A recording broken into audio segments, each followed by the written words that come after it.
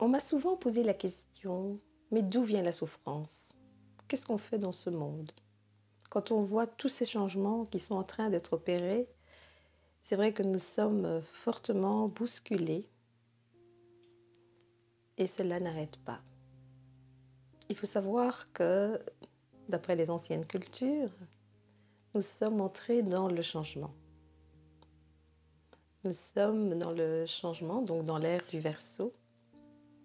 En métaphysique chinoise, nous avons aussi changé de cycle. Nous sommes dans le cycle 9, nouvelle période. Cela est donc source de changement, mais nous savons dès lors que, avant que le changement n'arrive, nous sommes amenés à vivre des étapes. Et nous savons aussi que la plupart d'entre nous a difficile avec le changement. On a difficile à quitter sa zone de confort, d'aller vers l'inconnu. On a difficile d'embrasser ce qui peut être inconnu avec joie. Or, si on le fait, eh bien on va surfer sur la vague de la vie. Je m'explique. Quand j'étais plus jeune, je ris, eh bien quand je perdais un emploi, les autres personnes étaient catastrophées pour moi. Oh mon Dieu, mais qu'est-ce que tu vas faire? Et moi, j'étais en joie. En joie parce que cela vous signifiait pour moi que je quittais une expérience pour aller vivre une nouvelle expérience. Une expérience faite d'inconnus, faite de rencontres, faite de défis. Et j'avais le cœur en joie de découvrir ce que la vie allait m'apporter. En ayant cette attitude, cela m'a permis de vivre les choses avec bonheur, de surfer sur la vague. En fait, mon chemin a été vraiment guidé. J'ai rencontré les bonnes personnes au bon moment. Je m'étais destinée au départ à faire l'enseignement. Et puis, c'était la période des grèves. Il y avait trop de profs dans l'enseignement. J'ai donc bifurqué vers le marketing, la communication.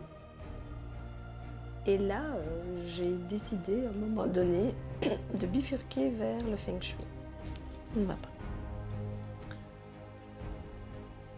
Et cependant, le changement peut également être source de désagréments, de souffrance, parce que nous avons des résistances intérieures, mais que nous pouvons aussi rencontrer des résistances extérieures à nous.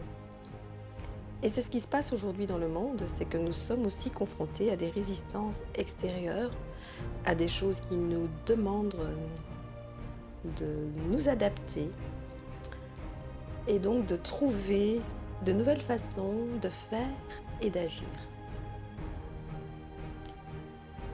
Mais il est important aussi de comprendre pourquoi nous avons ces résistances intérieures.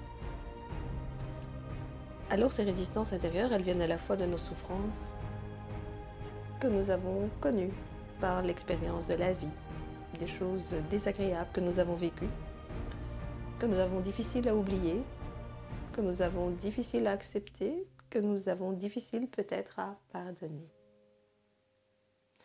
Quand vous entendez déjà le mot pardonner, le mot pardon, pardonner à quelqu'un qui nous a fait du tort est parfois difficile. Mais lorsque l'on met la situation sur le plan de l'âme, on va comprendre qu'en fait, nous sommes amenés à vivre des expériences et que chaque personne qui est sur notre chemin est comme un acteur pour nous faire dépasser un état de conscience, aller vers quelque chose de plus beau en soi, de meilleur en soi, aller vers cette énergie d'amour et de compassion. Car même lorsqu'on le reproche quelque chose à quelqu'un, eh bien, il faut savoir que la responsabilité, elle nous incombe. Il y a une part de nous qui a accepté cette situation.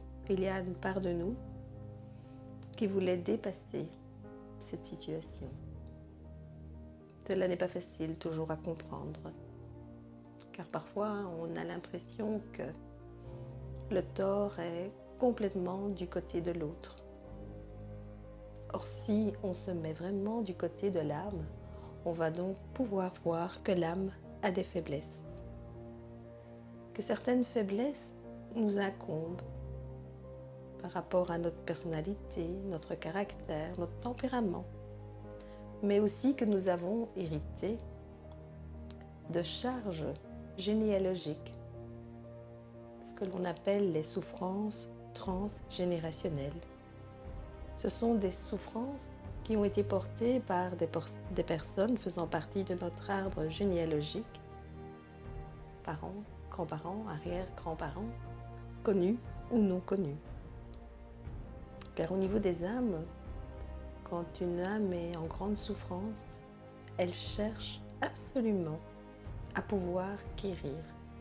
Et lorsqu'elle ne le peut pas, c'est comme si elle avait fait un contrat d'âme avec quelqu'un de sa famille, quelqu'un de ses descendants, qui va prendre cette charge, qui va la vivre, qui va la dépasser, qui va la guérir, à la fois dans son arbre généalogique, à la fois pour elle, à la fois pour ses descendants. Et puis il y a une autre souffrance, celle qui vient des vies antérieures ou vies parallèles, des choses que l'on soi-même, on n'a pas réglées, car l'âme a le libre arbitre.